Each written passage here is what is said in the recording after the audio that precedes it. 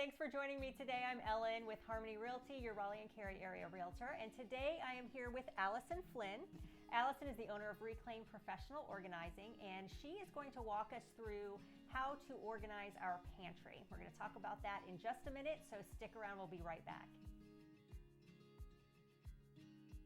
Thanks for joining me. I'm here again today with Allison. Thanks, Allison, for joining us today. Thanks for having me. Allison's going to be talking to us about how to organize our pantry. I just want to say that Allison has actually come to my house personally and spent many hours organizing from top to bottom. She does a superb job. It's worth every single penny. It's the best money I've ever spent. So she did my pantry, and now she's going to help you do yours. But before we get into that, if you are watching on YouTube, don't forget to like and subscribe to this channel. Like this video, subscribe to this channel. You really want to do it. I know you do if you want to see more videos like this. And we're going to jump right into it. So, pantries. Yes. What is the first thing that somebody should do when they want to organize their pantry? It's a complete mess in there. Where do you start? They want to take out every single thing. And I mean every single thing. That pantry should be empty as if you just moved into your home. And that's the main thing, is remove every single little thing, because it makes you really address the things that are in there. So we pull every single thing out, and then we sort everything into categories. First, we toss the expired food, and I can't think of a single pantry that we've decluttered and organized where there has not been any expired food. Yeah. Because most people might think they've done it. Most people will say, oh, a few months ago, but unless you really dig deep to the back, you're not really decluttering your pantry. Right. So usually, on average, there's about 1 to 2 bags of expired food. We've had up to 8 bags. I mean, we work Was that my house? No. I think you only had a few expired things. Okay.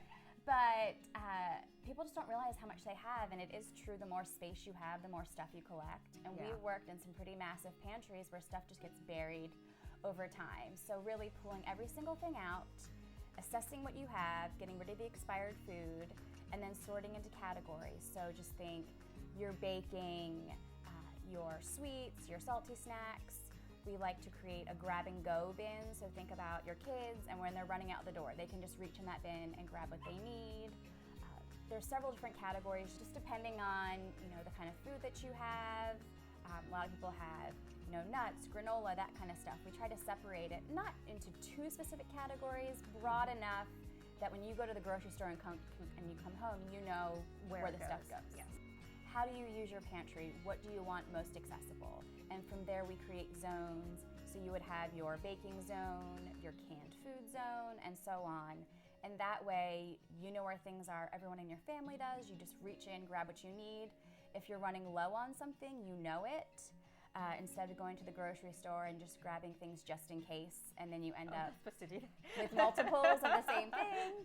That happens often. So it really helps you keep tabs on what you actually have, so you're not over shopping, not having expired food, not opening several boxes of the same exact cereal, just being really less wasteful. It really has done that. We really do notice when there's space in there and when there's not space. And it really has changed the way we shop. I didn't think about it until just now, but it has actually.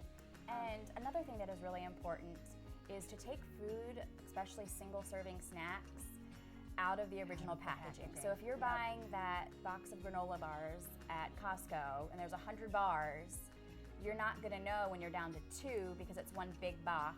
Right.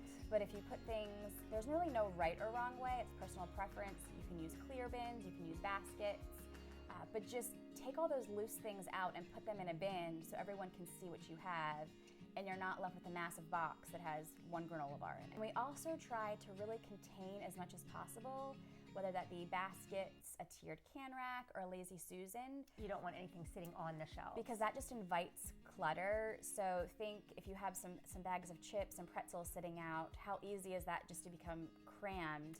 Right. But if you have a dedicated, we like to call it salty snacks, just take it out, put it back. We also like to keep the floor clear, if possible. If not, we'll put some baskets on the floor, because once again, once one thing hits the floor, it just explodes. It piles up over time. And we try to reserve the pantry, if possible, just for food. We find a lot of people outgrow their kitchens and they start shoving things in their pantry. Yeah. So usually the kitchen pantry is like a 2-part process, as you know. Right. And if it's not possible, we use the upper shelves for maybe platters, entertaining things, appliances that aren't used often, maybe paper products, just so that way it's there and accessible, but not taking up your precious space for your food. And if space is tight, we love to use the back of the door. So a back of the door rack is great just to hold things like canned goods, spices, things that can often get buried. Okay. Allison brought some organizational tools that she uses when she organizes a pantry, and she's going to tell us what they are and what do you use these for? So love a Lazy Susan. There's plenty of different options out there. So this is just a small, clear Lazy Susan that's great for oils, vinegars, small bottles of things that you'll want access to. This is the same idea, just it's divided, so that way if you have different categories within a certain type of food, that way it can fit in here. These are also great for granola bars, protein bars. You can just pop them in. Also, juice pouches, just little things that you might not think about, but that might get buried in a bigger bin. Love a canister, but I always ask people, is a canister realistic for you in your lifestyle? Are you going to refill it when it gets low? They look great on Pinterest with the pasta and whatever. Right, but if it's not realistic for your family, that's fine. We'll make a pasta basket and put all your boxes of pasta in there. But if it's something that you're going to be good about filling up and keeping on top of, this is a great option to store food and keep it fresh. And then, as I mentioned, we always use some kind of basket or bin. So some people like a more natural basket, but some people say out of sight, out of mind, not gonna happen, and that's totally fine. We'll use clear. But this is just a water hyacinth basket, comes in a bunch of different sizes, and this is a perfect bin for any type of food you might want to store in here. And as I mentioned, we're a big fan of labels, so we just use some bin clips and just snap on some labels. And where do you purchase these? So everything I have here is from the Container Store, and then we make the custom labels. Another option for pantries, people really like gray these days, so this is a Montauk bin. And I would say one of the benefits of hiring a professional to do a space such as your pantry is this basket's actually in the closet section. So most people, when they're looking for baskets for their pantry, they're not going to go to the closet section. Right. So that's just a little tip. Yeah, I will say that, you saw, we had 5 million different organizing bins, and none of them really worked for what we needed. We didn't really understand what types of bins that we needed. Right. So yeah, definitely having somebody say, no, this is what you need was really helpful. And as you know, during that 1-hour consultation when we're in your home, that's when we're assessing every space that we're going to organize, coming up with a plan, but also finding out what you like. Right. You know, what aesthetic you want to go for, what's going to be functional for you, so we can just come in with all the products and knock it out. This is a clear example. This is great. I have this in my own pantry. These are great for really deep shelves.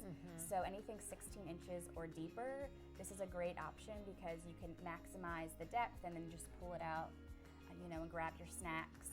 So this is a great tool, and they also make them shorter, but we find people that have the deep shelves, often they're just shoving stuff in the back. Because it gets lost in the back because there's so much space. You want to use that space, but yeah, that's a great way. So you can just line these up, label them if you want to, and that way you can just pull out what you need when you need it and see everything. How many homes do you organize a week, in general? It depends. We tend to sell a lot of whole home organizing packages, as you know. So that takes practically the whole week. Yes, so it depends on the client and their flexibility, because as you know, we don't need you there the whole time. You can still go about your day, getting work done, and we'll just check in and say, okay, we've ripped your kitchen and pantry apart. Come look at all this junk. Come look at it all, and tell us what's going to stay and what's going to go. So just depending on the client's availability, that's really the biggest thing. So sometimes we can knock a whole house out in a week, or sometimes we'll maybe do 2 days a week for a couple of weeks. So it just depends on the amount of stuff and the client's availability. But one thing we pride ourselves on is being full service, and we use a team approach. So that allows us to empty your entire kitchen in 2 hours and sort it and have it all put back together at the end of the day. That was 100% the reason I chose you. Yes. 100%, because I knew that I needed a team to come in here and take care of this, because one person just was not going to cut it. you know. Yes. Hey, I'm going to drop links to Allison's website below and also a link to her Instagram because it's really beautiful. You should go and check out all of her pictures on there. So don't forget to like this video and subscribe if you want to see more like it. Thanks so much for watching today. Hope you have a great one.